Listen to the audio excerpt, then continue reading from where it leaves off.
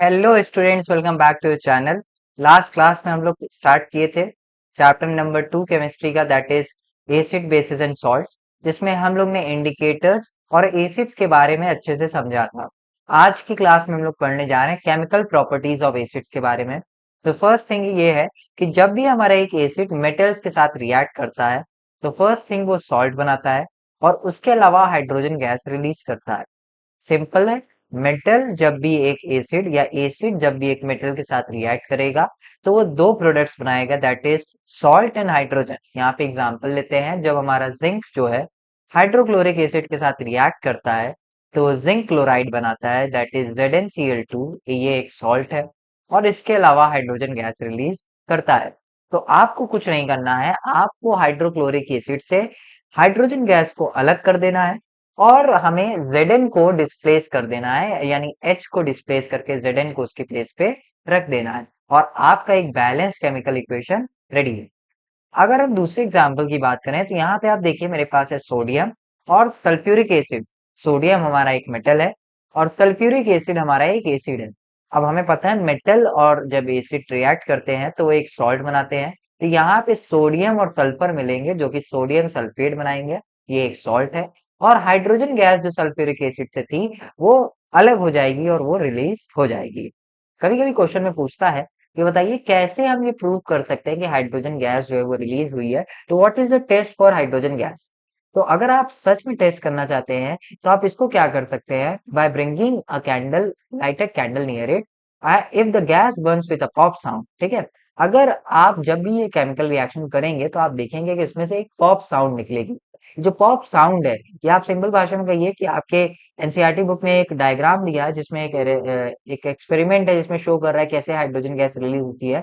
तो आप हमेशा देखेंगे कि उसमें से बबल्स निकलेंगे और उसी के साथ साथ पॉप साउंड निकलेगी। तो ये जो साउंड और ये बबल्स है ये प्रूव है कि आपके इस पूरे रिएक्शन से हाइड्रोजन गैस रिलीज हो रही है।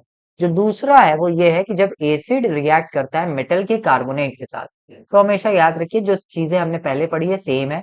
ये सॉल्ट बनाएगा, कार्बोनेट है इस वजह से कार्बन डाइऑक्साइड बनाएगा और हाइड्रोजन गैस नहीं, अब ये वाटर बनाएगा। अब हमने देखा एसिड, जब भी एसिड रिएक्ट करेगा मेटल कार्बोनेट के साथ तो वही पहली चीज सॉल्ट बनाएगा, दूसरी चीज कार्बन डाइऑक्साइड बनाएगा और तीसरी चीज वाटर बनाएगा। इसका एक एग्जांपल लेते हैं सोडियम कार्बोनेट का। सोडियम मेटल है और कार्बोनेट हमें पता है CO3। तो Na2CO3 is a sodium carbonate. ये रिएक्ट कर रहा है किसके साथ, हाइड्रोक्लोरिक एसिड के साथ।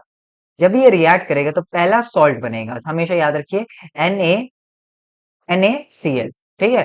तो यहाँ पे Cl भी 2 थे और Na भी 2 था, तो हमने 2 को कॉमन करके 2NaCl लिख दिया, दैट इज सोडियम क्लोराइड। इसके अलावा CO3 है, तो CO3 में से CO2 तो हमारा कार्बन डाइऑक्साइड रिलीज हो जाएगा। अब हाइड्रोजन गैस जो है हाइड्रोक्लोरिक एसिड से अलग होगी तो H2 अलग हो गया और कार्बोनेट में 3 ऑक्सीजन थे, है ना, O3 था। 2 ऑक्सीजन तो हमने बैलेंस कर दिया, अब एक ऑक्सीजन जो बचा है वो हाइड्रोजन के साथ जुड़ जाएगा जो कि क्या बना देगा, वाटर।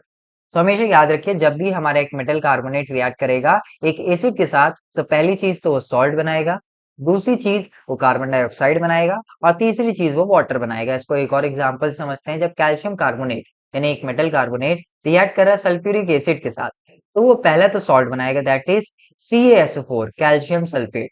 उसके बाद कार्बन डाइऑक्साइड बनाएगा, दैट इज CO2 सॉरी, और एक ऑक्सीजन और 2 हाइड्रोजन बच गए तो H2O वाटर बनेगा। ठीक है। नेक्स्ट आगे हम लोग एक और एग्जांपल है नाइट्रिक एसिड का। जब रिएक्ट कर रहा है सोडियम कार्बोनेट के साथ तो बना रहा है सोडियम नाइट्रेट प्लस वाटर, उसके साथ कार्बन डाइऑक्साइड। ठीक है। नेक्स्ट जो है हमारा reaction of acid with hydrogen carbonates. ठीक है। हाइड्रोजन कार्बोनेट्स को हम लोग बाइकार्बोनेट के नाम से भी जानते हैं, तो आपको कभी भी घबराना नहीं है। अगर लिख के आता है बाइकार्बोनेट तो इसका मतलब सिंपल से ये है कि कार्बोनेट के पहले हाइड्रोजन भी जुड़ रहा है। जैसे कि सोडियम बाइकार्बोनेट है तो सोडियम का तो Na हमें पता है और बाइकार्बोनेट का क्या हो जाएगा, HCO3।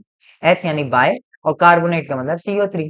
अब सोडियम बाइकार्बोनेट जब रिएक्ट करता है सल्फ्यूरिक एसिड के साथ तो कोई डिफरेंस नहीं है, सेम वही सारी चीजें बनेंगी जो कि कार्बोनेट के साथ बन रही थी। पहली चीज सॉल्ट, दूसरी चीज कार्बन डाइऑक्साइड और तीसरी चीज वाटर। ठीक है।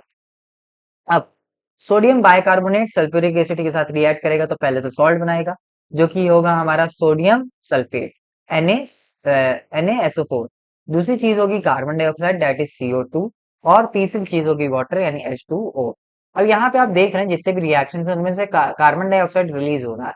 तो अगर आप टेस्ट करना चाहते हैं कि कार्बन डाइऑक्साइड रिलीज हुआ, तो आपको क्या करना है, उसमें को उसको जो है लाइम वाटर के साथ पास करना है। लाइम वाटर के साथ जब भी आप पास करेंगे ये एक्वस सोल्यूशन को, तो आप देखेंगे कि हमारा लाइम वाटर मिल्की हो जाएगा, दूध जैसा हो जाएगा। क्योंकि जब भी लाइम वाटर से कार्बन डाइऑक्साइड रिलीज होता है तो वो लाइम वाटर को मिल्की बना देता है, और ये हमारा एक प्रूव है कि इसमें से कार्बन डाइऑक्साइड गैस इवॉल्व या रिलीज हुई है। अब यहाँ पे एग्जांपल जैसे calcium hydroxide that is quick lime, जिसमें अगर हम कार्बन डाइऑक्साइड को जोड़ेंगे यानी CaOH2 प्लस CO2 ये CaCO3 that is calcium carbonate जो कि मिल्की होता है, और साथ में वाटर अलग हो जाएगा H2O। जिस तरह के कैल्शियम कार्बोनेट है CaCO3, ठीक है, और इसके साथ हमने कार्बन डाइऑक्साइड और वाटर को मिलाया तो क्या बन जाएगा, कैल्शियम हाइड्रोजन कार्बोनेट यानी कैल्शियम बाइकार्बोनेट हमारा बन जाएगा, जो कि हमारा इसी का उल्टा है। ठीक है, नेक्स्ट, कॉमन इन एसिड, सारे एसिड में कॉमन क्या होता है। तो एक चीज हमेशा याद रखिए, जितने भी एसिड है वे सब H प्लस आइंस को रिलीज करेंगे जो कि कॉमन होता है। चाहे वो वीक एसिड हो, चाहे वो स्ट्रॉन्ग एसिड हो, चाहे वो मिनरल एसिड हो, चाहे वो नेचुरल एसिड हो, कोई भी एसिड हो, हर एसिड एक्वस सोल्यूशन में यानी वाटर में जब भी डिसॉल्व होंगे तो वो क्या रिलीज करेंगे, वो रिलीज करेंगे H प्लस आइंस को। इसी को हम लोग कहते हैं एसिडिक बिहेवियर, यानी whenever we add acid in a water it always releases H plus ions. This property of acid is called as acidic behavior। ठीक है, जैसे कि यहाँ पे एग्जांपल है हाइड्रोक्लोरिक एसिड, इसको अगर हम एक्वस सोल्यूशन में डालेंगे तो ये क्या करेगा, H प्लस आयंस को अलग कर देगा और Cl माइनस को अलग कर देगा। ठीक है, क्लोराइड के आयंस को अलग कर देगा और हाइड्रोजन के आयंस को अलग कर देगा। सिमिलरली अगर हम acetic acid that is CH3COOH को एक एक्वस सोल्यूशन में डालेंगे तो उसमें से क्या होगा कि CH3COO माइनस के आयंस अलग हो जाएंगे, एसिटेट के आयंस अलग हो जाएंगे, और जो हमारा हाइड्रोजन के आयंस होंगे वो अलग हो जाएंगे। अगर हम फर्दर बात करें तो एसिड्स जो हैं स्ट्रॉन्ग एसिड और वीक एसिड के नाम से भी फर्दर कैटेगराइज हैं।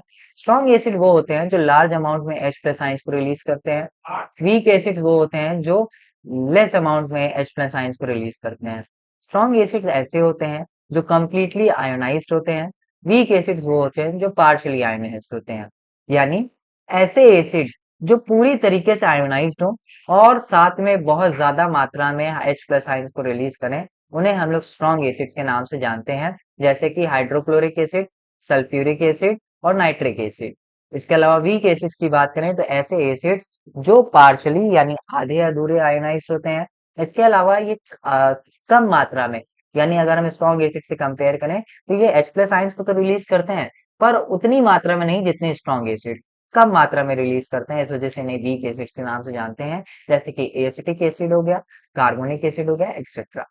आज की क्लास में इतना ही। अगर आपको ये वीडियो पसंद आई हो तो इसे लाइक कीजिएगा, हमें सब्सक्राइब कीजिएगा। नेक्स्ट क्लास में हम लोग बेसिस स्टार्ट करेंगे। तब तक के लिए keep learning. Thank you so much.